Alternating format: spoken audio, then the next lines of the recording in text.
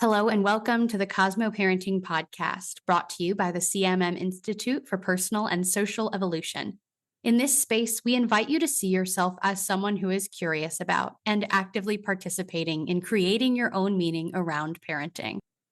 This is our Validate episode, where in the second episode of each month, we hear a parenting story with the hope that sharing the firsthand experiences of others who are parenting can make you feel seen and validated in your own experiences.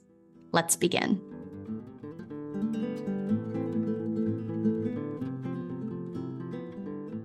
Today, I am joined by Rebekah to share a parenting story. Hi, Rebekah. Hi, Abbie.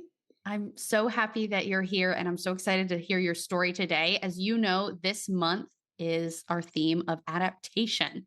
Two generalizations that we've offered people is that adaptation can be planned or spontaneous, and also that adaptation can be positive or negative. I'm going to leave it at that and just say, would you please share with us your story about adaptation? Oof. Yeah. This is such a rich, compelling theme to me. One of the first things that came to my mind with this prompt was thinking about this pattern, this thread that I see emerging in my own little family between my own childhood and now watching my son go through childhood.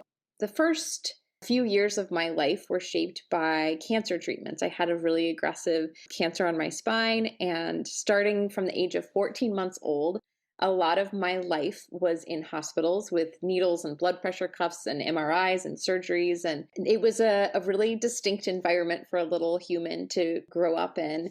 And I really responded to or adapted to that environment by developing a lot of really intense coping skills around ignoring pain, pretending that I'm not in pain or that I feel sick. So I learned to be like the shiniest, best gold star patient, always smiling, singing, always sweet, always charming, and never complaining, never whining, never crying, and getting a lot of pride and affirmation from that. Yeah. And of course, once the cancer is gone, which, yay, thank you, medicine.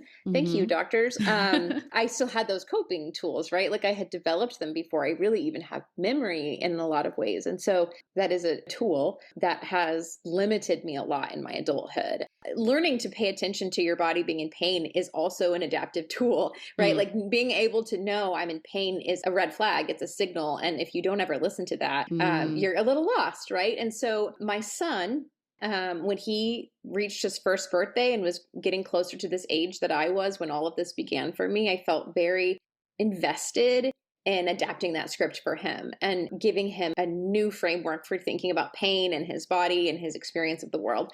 And when he was about 1, we took him in for his very first blood draw at the doctor's office. And so we went in, my husband and I both went in with him. We're in this tiny little room. And I had been so worried about this blood draw for like the week leading up to it, like imagining his experience of pain and looking at us and realizing we're not stopping it. Like I was very worried. And that first appointment, they put the needle in his skin basically. And my whole body is tense and I'm watching him and he barely responds. Like he just scowls at everyone in the room like, what are you doing? And then it's over and he kind of whines a little bit. And I heard my own voice in that moment just like spilling out of me. And I said, way to go, baby. You didn't even cry. You're so brave. Like instinctively fell out of my mouth. And as soon as I even heard it, I just like wanted to pull it all back because I know that is the narrative that I heard growing up, that's all well-intentioned, right? But it's this affirmation that like, when you don't cry, when you don't acknowledge that pain, you've won, you've done it. And so I knew we had another blood draw coming up in about a month.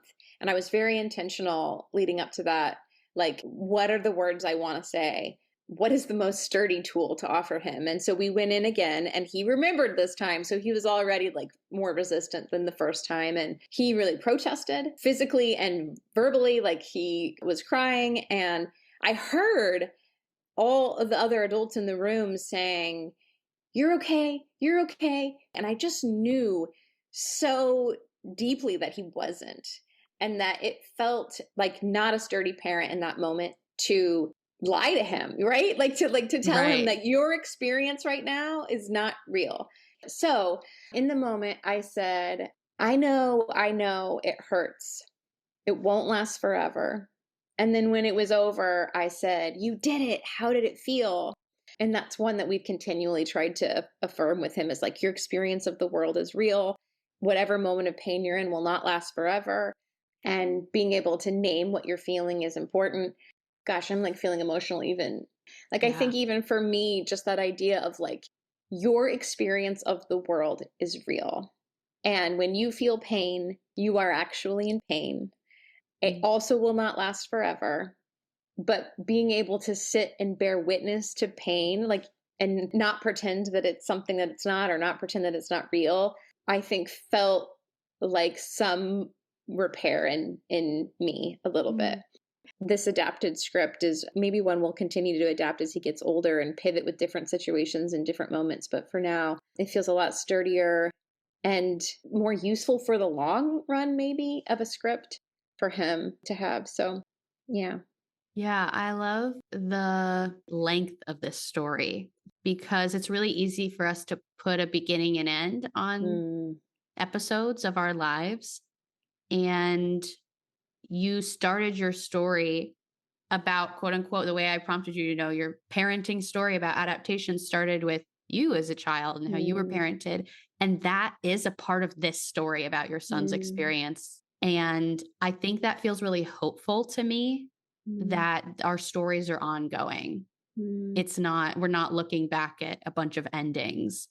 Wow. It's all open-ended. And so this adaptation, you teaching him how to adapt, it's, you're kind of meeting him in this place of also adapting. Yeah. Well, and I love that you pulled that out, Abbie, because that's really comforting to me in thinking about my own son continuing to adapt and in what ways he'll feel compelled to adapt. Like, it's very striking to me how different our experiences of the world are already, he and I. And it's very easy for me to feel like I'm going to screw this up. And then that's it. I screwed it up, and you've offered us this like hopeful framework of like, it's always continuing to adapt and evolve, and that can be really hopeful. Yeah, it's like expansive on both ends of like the story starts way earlier than you think, but it also doesn't end as early as we think either. And that is that kind of hopeful.